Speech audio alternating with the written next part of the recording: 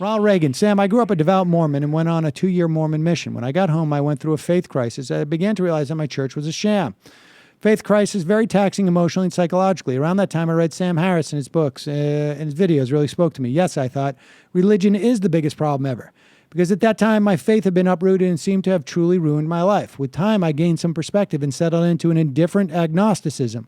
But my theory is this: the internet and access to information is leading to mass exoduses from fundamentalist religions like Mormonism. When fundamentalists leave those faiths, they tend to replace their dogmatic worldviews with other equally dogmatic positions. I don't know if that explains the Sam Harris. It could to a certain extent, but I will say this, that if you study converts, people will convert to religions that are seemingly diametrically opposed to each other. But what they do is they practice it just as hard. They're looking for that dogma big time. So you could get a big time Catholic who becomes a Jew and then is, kosher, following the Shabbat, baking challah.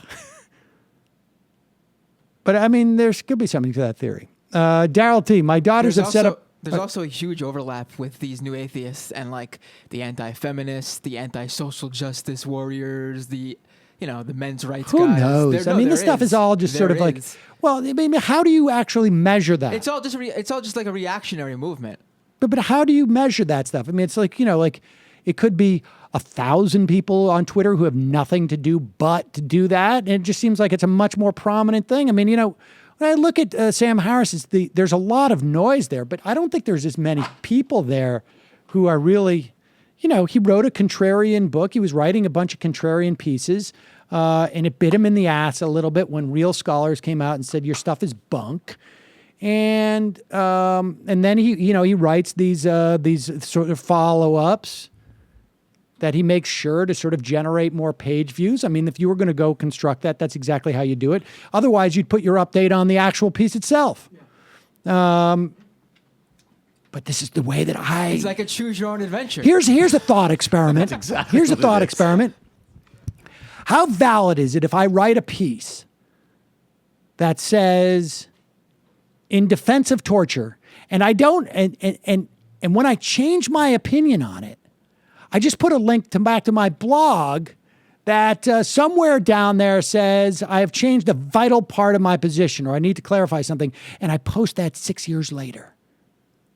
And then is it ethical of people who read that first post without my update there to actually say this is part of my views? And can I also just say that the vast majority of that supposed clarification is essentially just a massive bitch and whine fest about people who have quoted his words. Yes. I have not really seen Quote mining or farming. Is that what he calls it? Yes. I just got quote farmed when that guy played back that audio of me.